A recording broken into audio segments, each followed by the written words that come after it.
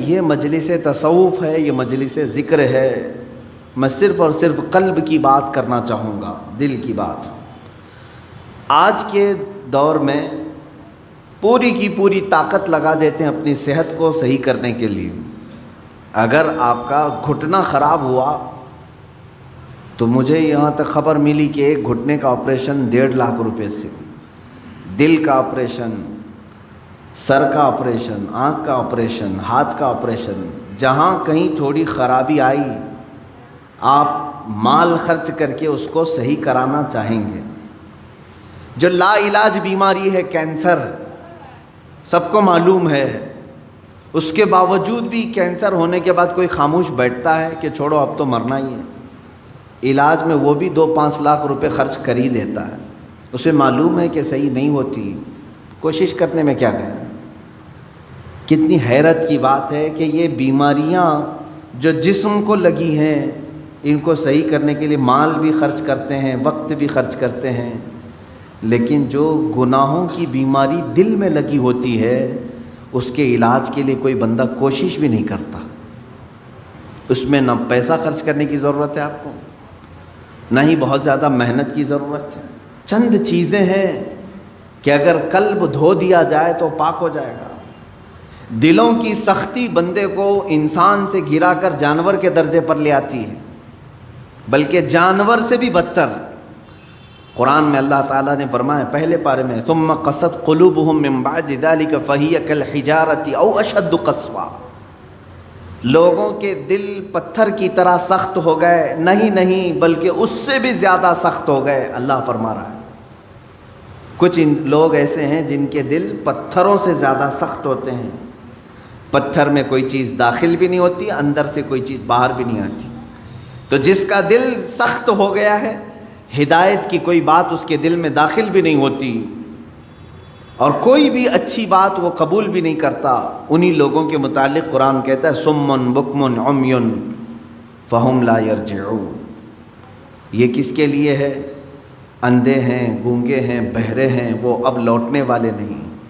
قرآن میں اللہ تعالیٰ فرماتا ہے ختم اللہ علی قلوبہم وعلی سمعہم وعلی ابصارہم غشاوہ، اللہ نے ان کے دلوں پر مہر لگا دیا، ان کی آنکھوں پر، ان کے کانوں پر پردے پڑے ہوئے ہیں، ان کے لیے دردناک عذاب ہے۔ میرے عزیزو یاد رکھو، ایک مومن کے لیے سب سے پہلی چیز قلب کا تصفیہ، دل کا علاج کرانا۔ دل کا علاج سے مراد کسی کارڈیالوجی کے پاس جا کر کے نہیں، وہ تو خون کی نالیوں کو تو صحیح کر لے گا، لیکن دل کے اندر جو گناہوں کا میل ہے اس کو کوئی کارڈیالوجی صحیح نہیں کرتا، اس کو ڈاکٹرز نہیں صحیح کریں گے۔ اور یہ بیماری نہ تمہیں ایکس رے میں بھی نظر نہیں آئے گی، ہاں اس کی نشانیاں بزرگوں نے بیان کی ہیں، تم خود پرکھ سکتے ہو۔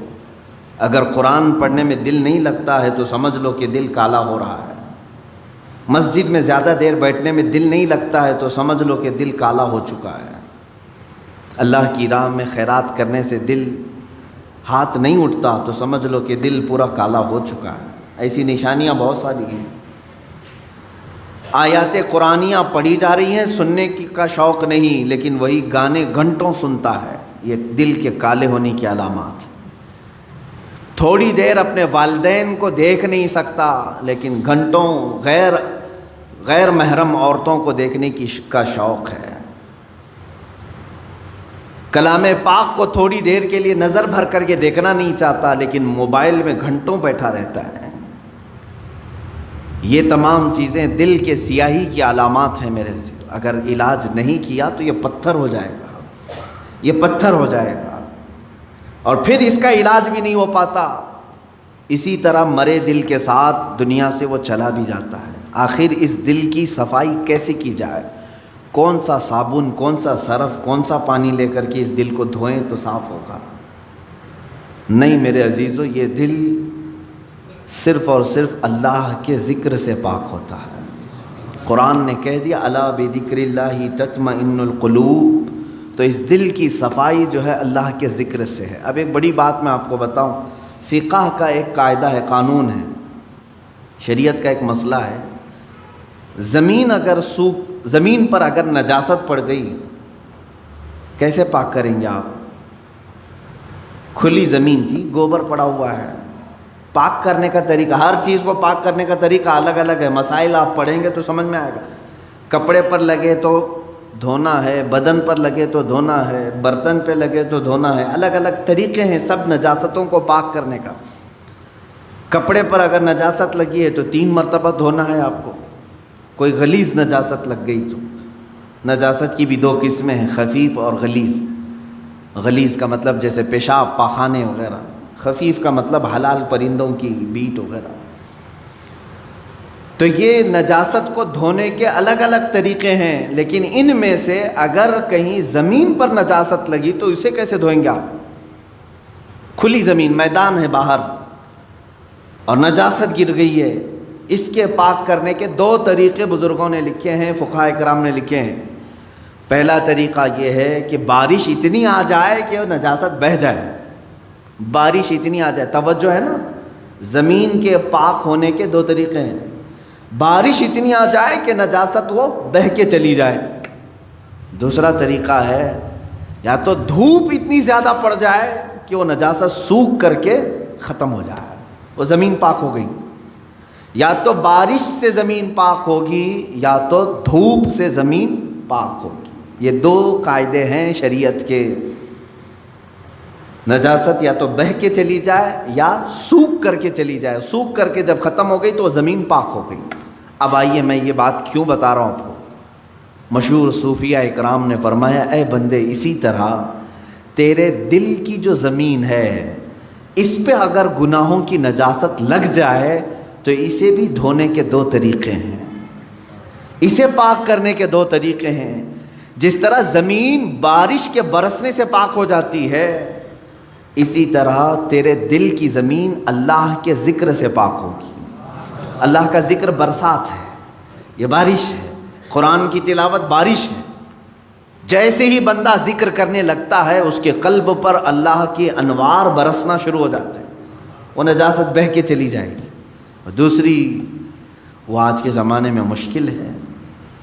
اگر دل کی زمین نجاست سے ملوث ہو گئی ہے، ناپاک ہو گئی ہے، ایک طریقہ میں نے زمین کا بتایا بارش کا، دوسرا طریقہ ہے دھوپ کا.